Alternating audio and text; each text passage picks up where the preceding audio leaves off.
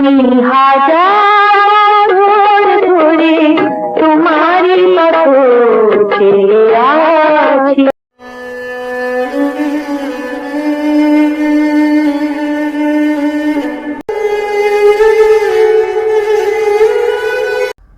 প্রিয় দর্শক, আজ ৪ঠা জানুয়ারি ২০২৬। ঠিক আজকের এমন দিনে গত বছর অর্থাৎ ২০২৫ সালের ৪ঠা জানুয়ারি ঠিক এমন দিনে আমাদের চলচ্চিত্রের সোনালি সময়ের আমাদের প্রিয় নায়িকা অঞ্জনা এই পৃথিবী ছেড়ে চলে গেছিলেন। আজকে তার প্রথম মৃত্যুবার্ষিকী।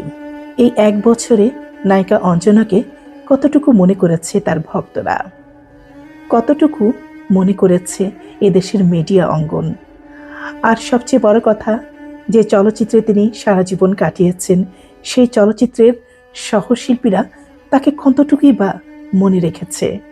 আজকের এমন দিনে চলচ্চিত্র থেকে অর্থাৎ এফডিসি থেকে তাকে স্মরণ করে কোনো স্মরণ সভা করেনি। ভাবতে কষ্ট হয়, অথচ এই মানুষটি কি না করেছে এফডিসির জন্য, তার সহশিল্পীদের জন্য। ভীষণ সামাজিক পরায়ণ ছিলেন নায়িকা অঞ্জনা। সহশিল্পীদের সাথে তিনি অত্যন্ত বিনয়ী ছিলেন। অথচ আজকের এমন দিনে তার প্রথম মৃত্যুবার্ষিকী অনেকেই মনে রাখেনি। অথচ তিনি যখন বেঁচে ছিলেন ফেসবুকে তিনি সবসময় তার সহশিল্পীরা যারা মারা গেছেন তাদেরকে স্মরণ করতে তিনি কখনোই ভুলতেন না।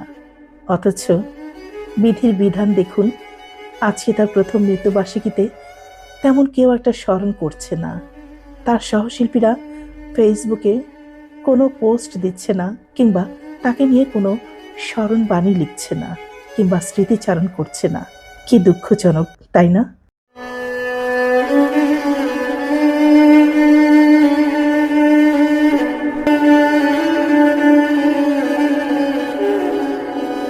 যাই হোক, আমাদের সোনালী সময়ের নায়িকা এ পৃথিবীতে নেই, পরপরে আছেন।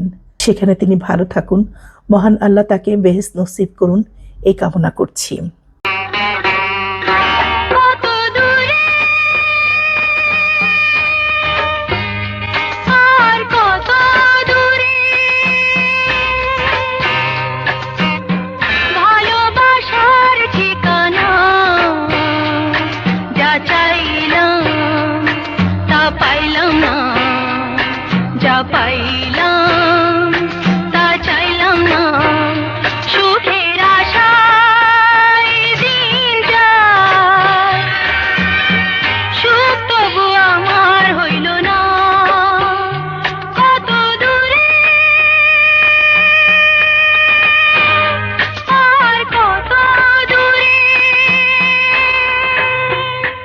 সত্তর দশকের নায়িকা অর্থাৎ আমাদের সোনালী সময়ের নায়িকা অঞ্জনা।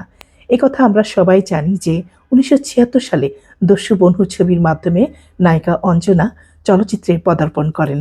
কিন্তু এই কথাটি অনেকেই জানে না যে 60 দশকের মাঝামাঝি সময় কিন্তু একটি উর্দু ছবিতে নায়ক জাভেদের বিপরীতে নায়িকা হয়ে তিনি প্রথম এসেছিলেন পর্দায়। কিন্তু দুঃখজনক যে সেই ছবিটি মুক্তি পায়নি। সেই ছবিতে আরও একজন নায়িকা ছিলেন, তিনি হলেন নাসিমা খান।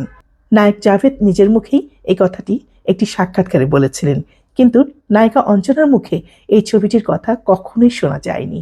যাই হোক, যেহেতু পর্দায় তার অভিষেক হয়েছে 1976 সালে দস্যু বনহুর ছবির মাধ্যমে, সেজন্যই আমরা সবসময় বলে থাকি 1976 সালে নায়িকা অঞ্জনার চলচ্চিত্র যাত্রা শুরু হয়। তুমি হলে তুমি দূরে লোকাছি তাই কিছু। নায়িকা অঞ্জনার জন্মসাল নিয়েও কিন্তু মিডিয়া অঙ্গনে নানা রকম জটিলতা দেখা যায়।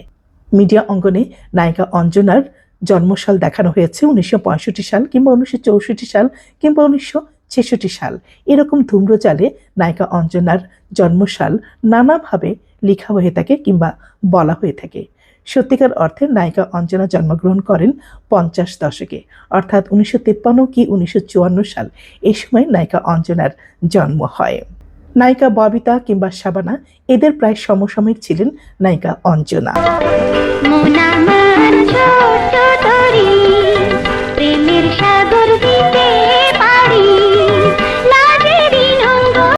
যাই হোক, 70 দশক থেকেই 90 দশকে ঢালিউডের স্বর্ণযুগের এক উজ্জ্বল নায়িকা ছিলেন অঞ্জনা রহমান। বাংলা চলচ্চিত্রে নায়িকা হিসেবে অভিনয় করে দর্শকদের হৃদয়ে অমর হয়ে গেছেন তিনি। তবে নায়িকা অঞ্জনার কীর্তি শুধু দেশের মধ্যেই সীমাবদ্ধ থাকেনি।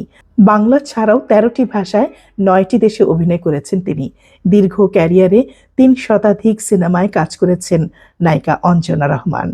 অঞ্জনা ছোটবেলা থেকেই নাচে আগ্রহী ছিলেন, যা পূরণে তার বাবা মা তাকে ভারতে পাঠান। ওস্তাদ বাবুরাজ হিরালালের কাছে কত্থক নৃত্যের তালিম নেন এবং 3 বার শিশু বয়সী জাতীয় পুরস্কার তিনি লাভ করেন। একবার এশীয় মহাদেশীয় নৃত্য প্রতিযোগিতায় তিনি জয়ী হন।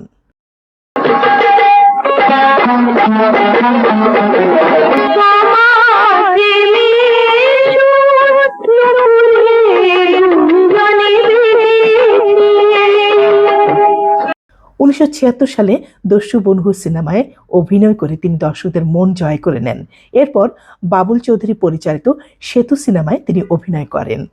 তার উল্লেখযোগ্য চলচ্চিত্রের মধ্যে রয়েছে অশিক্ষিত, আশার প্রদীপ, পরিণীতা, সখী তুমি কার, মোহনা এবং রাম রহিম জন সহ আরো অনেক ছবি।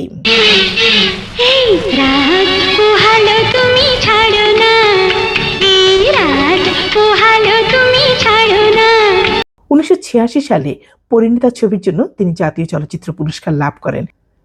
মৃত্যুর আগ পর্যন্ত বহু বছর তিনি একাকী নিঃসঙ্গ ছিলেন। এখানে উল্লেখ্য যে চলচ্চিত্রে আসার আগেই নায়িকা অঞ্জনা বিবাহিত ছিলেন, কিন্তু সেই সংসার বেশি দিন টেকেনি। পরবর্তীতে তিনি পরিচালক এবং প্রযোজক আজিজুর রহমান বুলিকে বিয়ে করেন। আজিজুর রহমান বুলির সঙ্গে অনেকগুলো বছর সংসার করলেও সেখানে তার কোনো সন্তানাদি হয়নি। পরবর্তীতে তাদের সেই বিবাহ বিচ্ছেদ হয়ে যায়।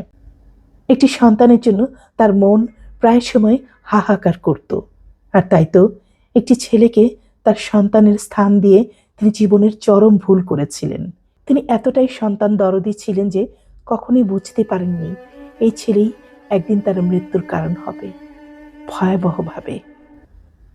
তার মৃত্যুর রহস্য থেকেই গেল, তার বিচার হলো না।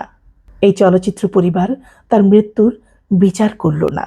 সত্যি দুর্ভাগ্য আমাদের সোনালী সময় নায়িকা অঞ্জনার। নায়িকা অঞ্জনার এই মৃত্যু রহস্য নিয়ে গত বছর ঠিক এমন দিনে মিডিয়া অঙ্গনে তোলপাড় হয়ে যায়, কিন্তু কেউই এই মৃত্যুর রহস্য বের করতে পারেনি। তার স্থাবর অস্থাবর সম্পত্তি সবই ভোগ করে নেয় অন্যজনেরা, যারা তার মৃত্যুর জন্য দায়ী ছিল। যাই হোক, এখন আর অঞ্জনা নেই, কিন্তু রয়ে গেছে তার স্মৃতি। অনেক ছবিতে তিনি অভিনয় করেছেন। ইউটিউবে কিংবা টেলিভিশনে তার অনেক ছবি দেখানো হয়। সেই ছবিগুলোর মাধ্যমেই নায়িকা অঞ্জনা তার ভক্ত দর্শকদের মাঝে বেঁচে থাকবেন অনন্তকাল।